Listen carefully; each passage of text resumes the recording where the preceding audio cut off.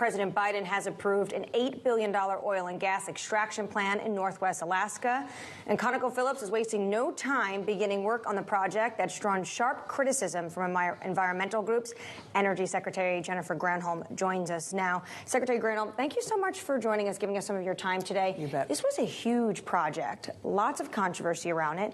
What was your involvement in discussions as President Biden backed this? Well, this is obviously done through the Department of Interior, and I'm the Department of Energy. But what I think is important about it is that it was reduced, the size of it, by 40%.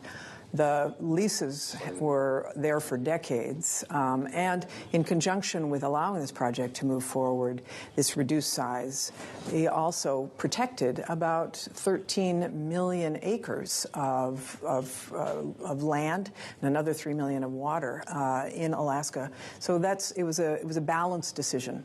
But the emissions of this, 240 million tons of carbon dioxide over the next 30 years, how are you going to carry Biden's climate plan forward when the sharp criticism from environmental groups that this is going to really roll back a lot of plans the administration put in place to move these climate goals forward? Yeah, I mean, it's really important that we recognize that we are going through a managed transition.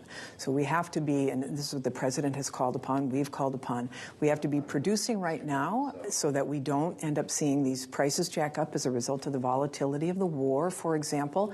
And at the same time, we have to be accelerating toward clean. And in this case, really important to be accelerating toward net negative carbon pollution. For example, removing carbon dioxide from the atmosphere, which is part of what was invested in through that bipartisan infrastructure law last year. To put a finer point on it, Secretary, does this Willow project make it more challenging or delay the goal of reaching net neutrality by 2050? Well, I think it is very clear that we have to accelerate these carbon negative technologies as well.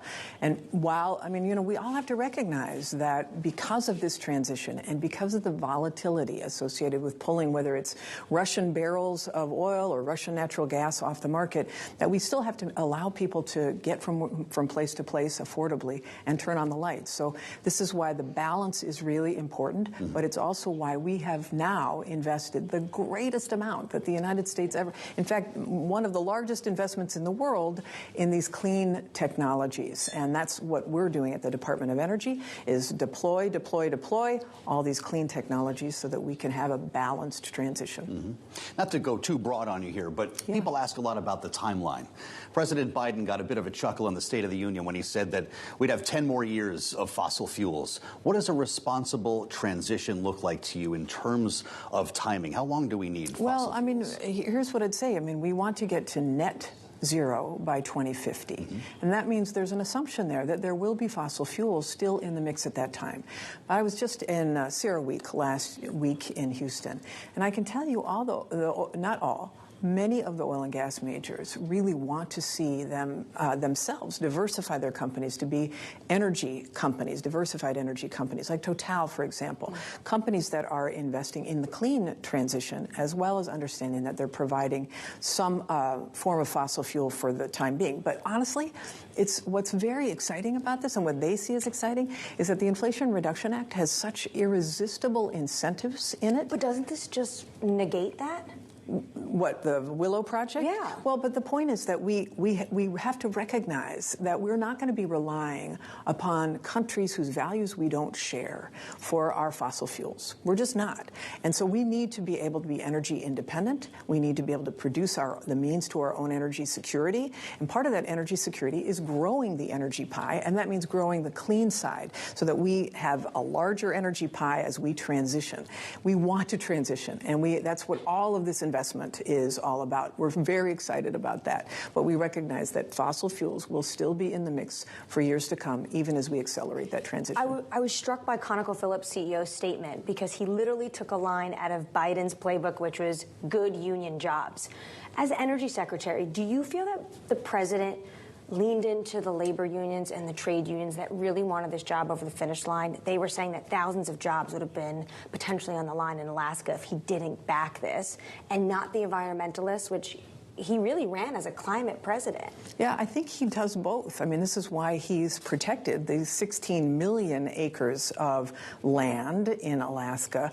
But this president is the most pro-union president, I think, that we have seen in decades, and he does not shy away from that. So it's all, and this is why this clean energy transition is so exciting, because, Bloomberg, I think, has projected that it's going to be, that the clean energy sector is going to be a $23 trillion market by 2030.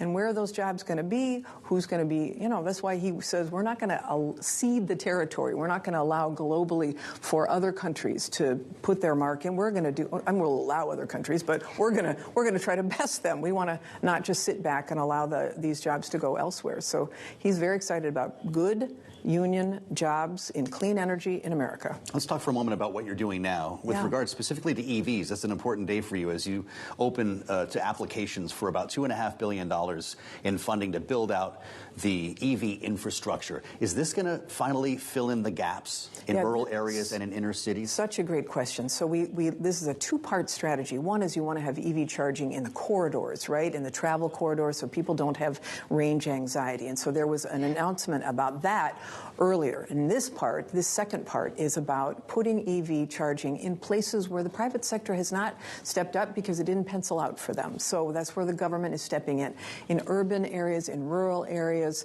in places where there's a chicken and egg question about, I'm not going to get an electric vehicle if I don't have a place to charge it. I may live in an apartment building. I may not have a garage. So how do you make electric vehicle access available to everybody? And that's what this second piece is about. So it's really exciting. We're going to start to see these EV chargers popping up all over the country, in all pockets of the country.